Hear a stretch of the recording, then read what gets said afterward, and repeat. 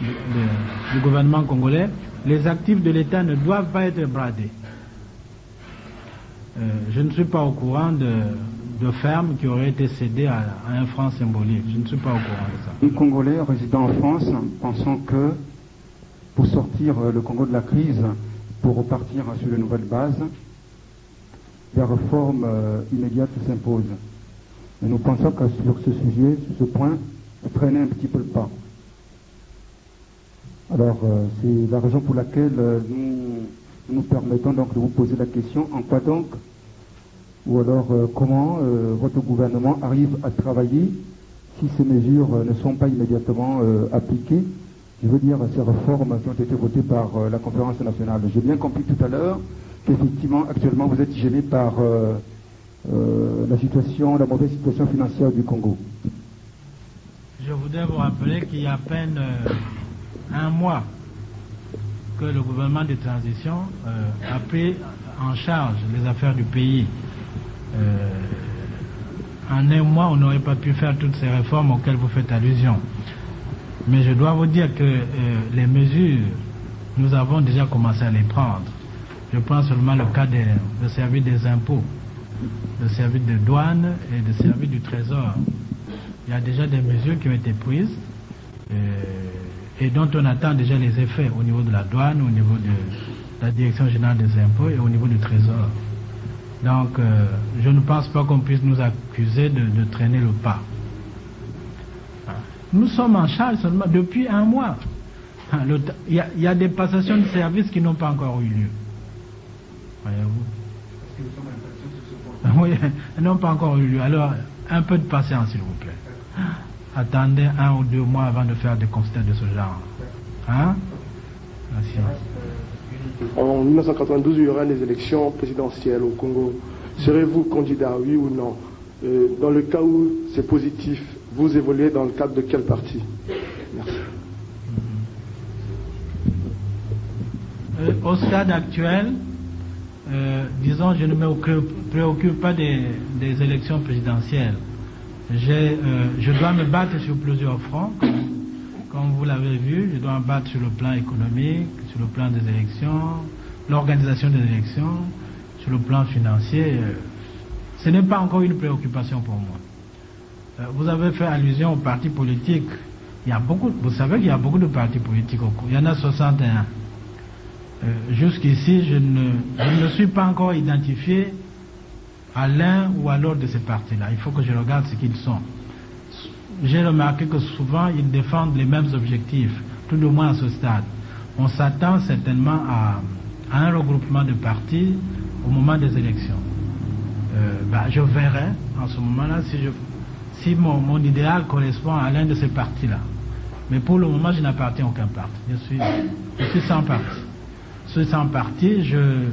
Disons que je m'identifie au mouvement de la conférence nationale, au mouvement de changement, au mouvement de rupture avec le passé. Si ça c'est un parti, j'appartiens à ce parti. Pardon? Non. Je pensais que je vous demande de parler de votre voyage en France. Est-ce que vous pourriez nous donner quelques précisions? Est-ce que vous avez rencontré le président Mitterrand ou le Premier ministre? Et quels sont les ministres que vous avez rencontrés au cours de ce voyage?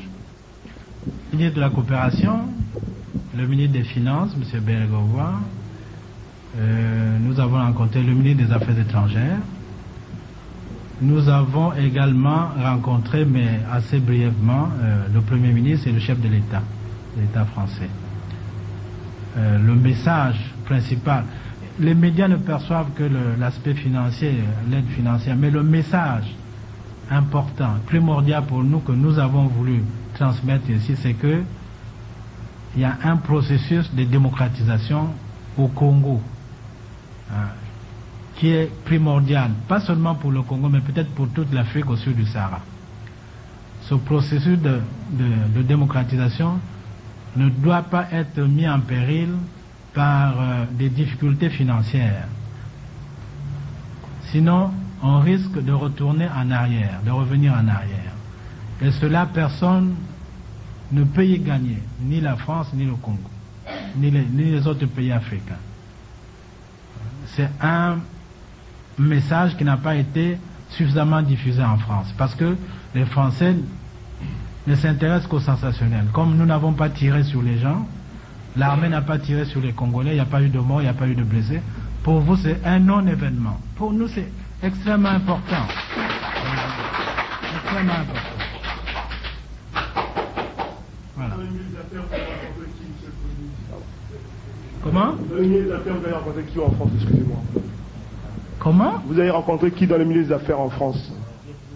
Nous avons rencontré les pétroliers, nous avons rencontré des opérateurs économiques au Congo dans le secteur du transit, dans le secteur des transports, pas mal d'opérateurs économiques.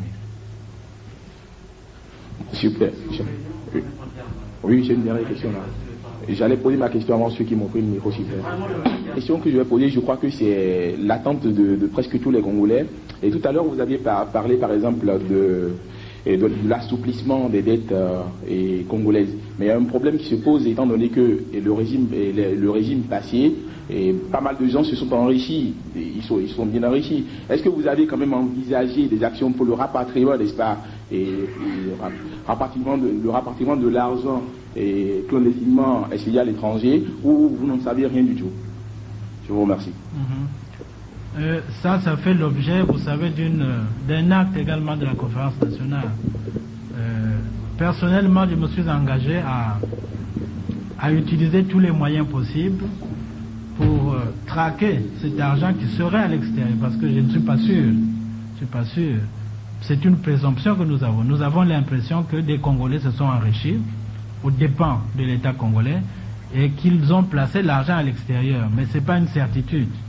Nous avons donc d'abord à déceler cet argent-là. Et ensuite à engager des procédures judiciaires. Vous savez qu'il ne suffit pas de détecter l'argent, de dire l'argent se trouve à tel endroit pour le faire revenir au pays. Il faut engager des poursuites judiciaires. Donc nous nous attelons à engager toutes ces actions-là. Je ne vous garantis pas les résultats. Vous savez que les mêmes choses se sont produites pour les Philippines, pour Haïti.